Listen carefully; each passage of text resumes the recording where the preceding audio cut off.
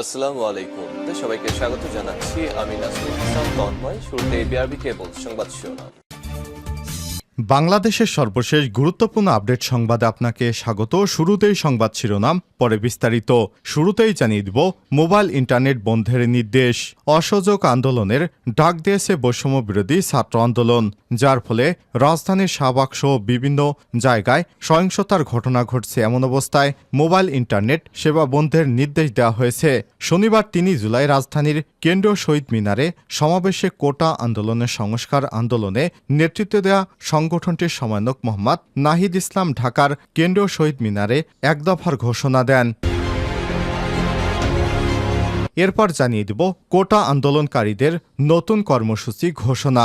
বৈষম্যবিরোধী ছাত্র আন্দোলনকারীদের ডাকা অসহযোগ আন্দোলন শুরু হয়েছে রোববার ৪ আগস্ট। ঢাকা থেকে অসহযোগ আন্দোলন সকালে বৈষম্যবিরোধী ছাত্র আন্দোলনের অন্যতম সমন্বয়ক নাহিদ ইসলাম বিজ্ঞপ্তি দিয়ে আগামী ২ দিনের জন্য নতুন কর্মসূচি ঘোষণা করেছেন, যেখানে আগামীকাল সোমবার ৫ আগস্ট সারা দেশে শহীদদের স্মরণে শহীদ স্মৃতিফলক উন্মোচন, এছাড়াও শাহবাগে সকাল ১১টায় শ্রমিক সমাবেশ এবং বিকাল ৫টায় নারী সমাবেশের ডাক দেওয়া হয়েছে। তারপরের দিন মঙ্গলবার ৬ আগস্ট সারা দেশে ছাত্র, নাগরিক, শ্রমিকদের ঢাকায় আসার আহ্বান জানানো হয়েছে, যেটিকে লং মার্চ টু ঢাকা নাম দেওয়া হয়েছে।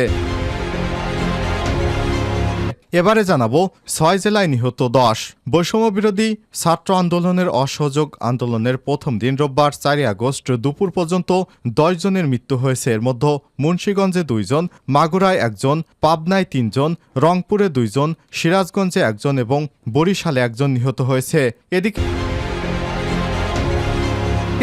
বাংলা মোটরে আওয়ামী লীগ এবং আন্দোলনকারীদের মধ্যে সংঘর্ষ। রাজধানীর বাংলা মোটর এলাকায় আওয়ামী লীগ এবং আন্দোলনকারীদের মধ্যে সংঘর্ষ চলছে। দুই পক্ষের ধা পাল্টা ধা এবং সংঘর্ষে রণক্ষেত্রে পরিণত হয়েছে এলাকাটি। মুহুর্মুহুর গুলির শব্দে পুরো এলাকা জুড়ে আতঙ্ক বিরাজ করছে। জানিয়ে দিব রামপুরা বাড্ডা আফতাবনগর বনশ্রী আন্দোলনকারীদের দখলে। বৈষম্যবিরোধী ছাত্র আন্দোলনকারীদের এক দফা দাবির কর্মসূচি সকাল থেকেই রাজধানীর বিভিন্ন পয়েন্টে জড়ো হয়েছেন শিক্ষার্থীরা। এদিন রোববার ৪ আগস্ট বেলা ১১টা থেকে রাজধানীর রামপুরা বাড্ডা বনশ্রী আফতাবনগর এলাকা আন্দোলনকারীরা দখলে নেয়। এ সময় এই সংবাদটির শেষ খবর পাওয়া পর্যন্ত এখনও আন্দোলনকারীদের দখলে রয়েছে এসব এলাকা। এবং সর্বশেষ জানিয়ে দিব দাউদকান্দিতে ফাঁড়িতে আগুন দিয়ে পুলিশ সদস্যদের অবরুদ্ধ। কুমিল্লার দাউদকান্দি গুহিলপুর ইউনিয়নের সাবেক চেয়ারম্যান, ব্যবসা প্রতিষ্ঠান এবং ড খন্দকার মোশারেফ কলেজ এলাকায় মহাসড়কে একটি গাড়িতে অগ্নিসংযোগের খবর পাওয়া গেছে। আন্দোলনকারীরা অগ্নিসংযোগ করেছে বলে বলা হয়েছে। রোববার দুপুর ১২টার দিকে এই দুর্ঘটনা ঘটে। এ সময় ইলিয়টগঞ্জে আন্দোলনকারীরা বাজারে ঢুকে দোকানপাট বন্ধ করে দিয়েছে। পরে ইলিয়াসগঞ্জ দক্ষিণ ইউপি চেয়ারম্যানের উপর হামলা চালায় তারা। প্রিয় দর্শক, এতক্ষণ শুনছিলেন সংবাদ শিরোনাম, এবারে বিস্তারিত। তবে তার আগে বন্ধুরা কমেন্ট করে জানিয়ে দিন আপনি বিশ্বের কোন দেশ থেকে আমাদের সংবাদটি দেখছেন। আমাদের এই সংবাদটিতে একটি লাইক দিয়ে দিন। আর আপনি যদি এই চ্যানেলে নতুন হয়ে থাকেন, সংবাদটি দেখতে দেখতে চ্যানেলটি সাবস্ক্রাইব করে রাখুন, যাতে করে আমাদের লেটেস্ট আপডেট সংবাদগুলো সবার আগে আপনার কাছে পৌঁছে যায়। এবারে বিস্তারিত। মোবাইল ইন্টারনেট বন্ধের নির্দেশ। অসহযোগ আন্দোলনের ডাক দিয়েছে বৈষম্য বিরোধী ছাত্র আন্দোলন, যার ফলে রাজধানীর শাহবাগ সহ বিভিন্ন জায়গায় সহিংসতার ঘটনা ঘটেছে। এমন অবস্থায় মোবাইল ইন্টারনেট সেবা বন্ধের নির্দেশ দেওয়া হয়েছে। সরকারি একটি সংস্থা থেকে এমন নির্দেশনা দেওয়া হয়েছে বলে জানা গেছে। তবে ইন্টারনেট সেবা বন্ধের নির্দেশ দেওয়া হলেও ব্রডব্যান্ড ইন্টারনেটের বিষয়ে এখন পর্যন্ত কোনো সিদ্ধান্তের কথা জানা যায়নি। গ্রামীণফোন এক লিখিত বক্তব্যে জানায়, কর্তৃপক্ষ মোবাইল ইন্টারনেট বন্ধ রেখেছে। এ বিষয়ে আমরা কর্তৃপক্ষের সঙ্গে সার্বক্ষণিক যোগাযোগ করছি, পরিস্থিতি উন্নতির আশা করছি।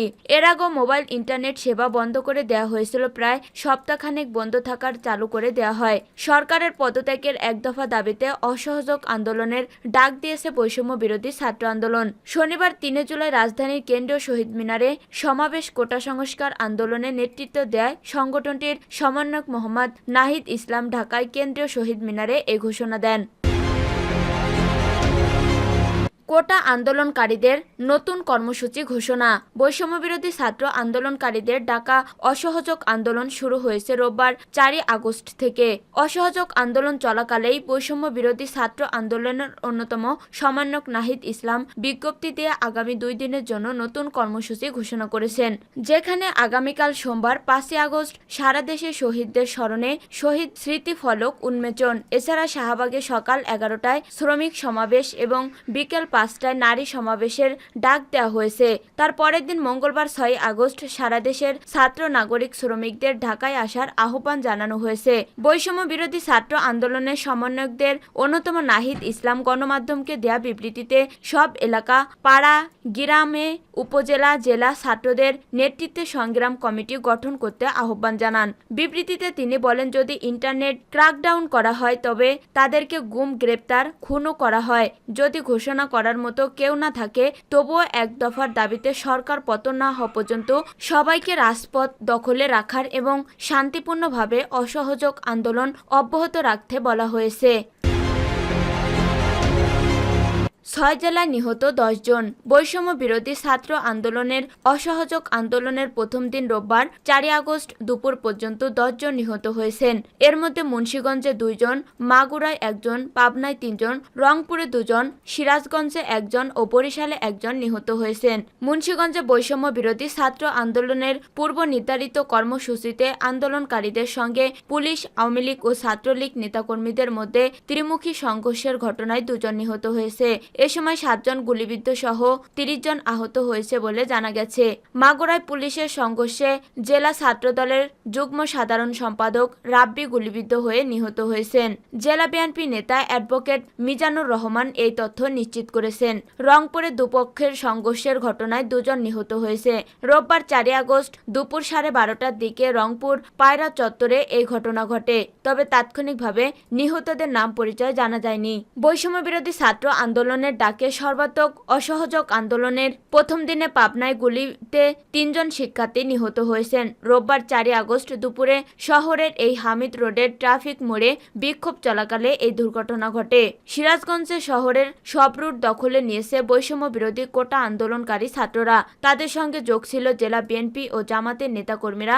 এদিকে সংঘর্ষের ঘটনায় গুলিবিদ্ধ হয়ে এক যুবক নিহত হন। বরিশালে পানি সম্পদ প্রতিমন্ত্রী জাহিদ ফারুকের বাড়িতে হামলার সময় আন্দোলনকারীদের সঙ্গে আওয়ামী লীগ নেতাকর্মীদের সংঘর্ষের ঘটনা ঘটেছে। এ সময় আন্দোলনকারীদের হামলায় মহানগর 12 নং ওয়ার্ড আওয়ামী লীগের সাবেক সভাপতি টুটুল চৌধুরী নিহত হয়েছেন। পরে আন্দোলনকারী প্রতিমন্ত্রী জাহিদ ফারুকের বাড়ির সামনে 11টি মোটরসাইকেলে আগুন দিয়েছে। বাংলা মোটরের আওয়ামী লীগ ও আন্দোলনকারীদের মধ্যে সংঘর্ষ। রাজধানী বাংলা মোটর এলাকায় আওয়ামী লীগ এবং আন্দোলনকারীদের মধ্যে সংঘর্ষ চলছে। দুপক্ষের মধ্যে পাল্টা ধাওয়া এবং সংঘর্ষের রণক্ষেত্রে পরিণত হয়েছে এলাকাটি। মুহুর্মুহু গুলির শব্দ পুরো এলাকা জুড়ে আতঙ্ক বিরাজ করছে। এ সময় সংঘর্ষে 3 জন গুলিবিদ্ধ হয়েছে বলে খবর পাওয়া গেছে। রোববার 4 আগস্ট দুপুর 1:30টার দিকে সংঘর্ষ শুরু হয়। কারওয়ান বাজার থেকে বাংলা মোটর পর্যন্ত আওয়ামী লীগ এবং শাহবাগ থেকে বাংলা মোটর পর্যন্ত অবস্থান নিয়েছেন আন্দোলনকারীরা। এর আগে রোববার সারা দেশে অসহযোগ আন্দোলনের ডাক দেয় বৈষম্য বিরোধী ছাত্র আন্দোলন। একই সঙ্গে বেলা 11টায় দেশের গুরুত্বপূর্ণ পয়েন্টগুলোতে বিক্ষোভ ও গণসমাবেশের ডাক দেয় আন্দোলনকারীরা। শনিবার 3 আগস্ট মধ্যরাতে এক সামাজিক যোগাযোগ মাধ্যম ফেসবুকে একটি পোস্ট দিয়ে এসব তথ্য জানান বৈষম্য বিরোধী ছাত্র আন্দোলনের সমন্বয়ক আসিফ মাহমুদ। রামপুরা বাড্ডা আফতাবনগর বনশ্রী আন্দোলনকারীদের দখলে। বৈষম্য বিরোধী ছাত্র আন্দোলনের এক দফা দাবির কর্মসূচিতে সকাল থেকে রাজধানীর বিভিন্ন পয়েন্টে জড়ো হয়েছেন শিক্ষার্থীরা। এদিন রোববার 4 আগস্ট বেলা 11টা থেকে রাজধানীর রামপুরা বাড্ডা বনশ্রী আফতাবনগর এলাকায় আন্দোলনকারীদের দখলে রয়েছে। ইস্ট ওয়েস্ট বিশ্ববিদ্যালয়, ব্যারাক বিশ্ববিদ্যালয় সহ এই এলাকায় অবস্থিত বিভিন্ন বেসরকারি বিশ্ববিদ্যালয় ও আশেপাশের শিক্ষা প্রতিষ্ঠানের শিক্ষার্থীরা এসব এলাকায় প্রধান সড়ক দখল করে বিক্ষোভ করছে। শত শত শিক্ষার্থী জড়ো হয়ে পুরো এলাকার নিয়ন্ত্রণ নিয়েছে।